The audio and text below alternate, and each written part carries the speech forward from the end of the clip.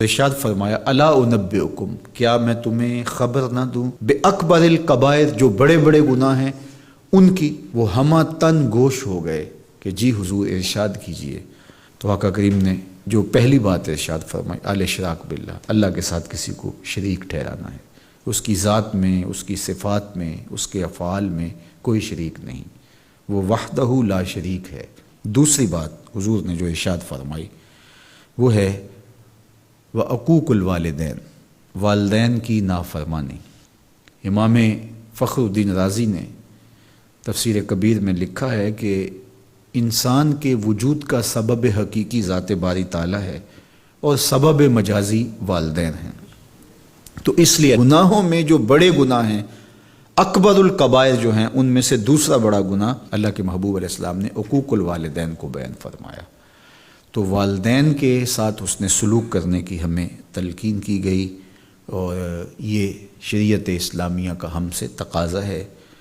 اور ویسے بھی اولاد اگر طبعاً فطرتاً شکر گزار ہو تو وہ ہو ہی نہیں سکتا کہ وہ اپنے والدین کی نافرمانی کرے۔ اللہ کے محبوب علیہ السلام نے ایک موقع پہ ارشاد فرمایا کہ ملعون من سب اباہ، ملعون من سب اباہ، وہ شخص لعنتی ہے جو اپنے ماں باپ کو گالی دیتا ہے۔ تو کتنی سخت مذمت کی گئی اس شخص کی جو والدین کی نافرمانی کرتا ہے۔ ایک موقع پہ حضور علیہ السلام نے فرمایا راغم انفن ثم راغم انفن ثم راغم انفن، 3 مرتبہ فرمایا۔ اس شخص کی ناک خاک آلود ہو، پھر اس کی ناک خاک آلود ہو، پھر تیسری مرتبہ فرمایا اس شخص کی ناک خاک آلود ہو۔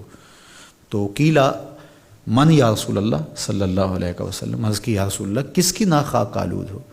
تو آقا کریم علیہ السلام نے فرمایا من ادرک ابویہ عند الکبر احدہما او کلیہما فلم یدخل الجنہ، جس نے والدین کو، ایک کو یا دونوں کو، بڑھاپے میں پایا اور جنت میں داخل نہ ہو سکا، اس شخص کی ناک خاک آلود ہو۔ اور یہ تیسری بات ارشاد فرمانے سے قبل حضور نے تکیہ چھوڑ دیا تھا۔ حضور ٹیک لگائے تشریف فرما تھے، لیکن جب حضور یہ بات ارشاد فرمانے لگے فجلسا وکان متکئا، تو حضور بیٹھ گئے اور حضور نے تکیہ چھوڑ دیا، اور حضور نے فرمایا الا وقول الزور، سن لو، تیسری چیز جھوٹی بات کرنا ہے، جھوٹ بولنا ہے۔ تو یہ ہے اللہ کے محبوب علیہ الصلاۃ والسلام کا سخت تاکید کرنا جھوٹ سے اپنی امت کو بچانے کے لیے۔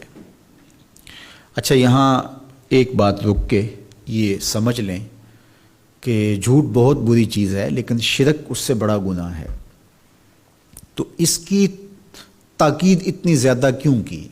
حضور نے ٹیک چھوڑ دی اور آقا کریم علیہ السلام بار بار ارشاد فرماتے رہے۔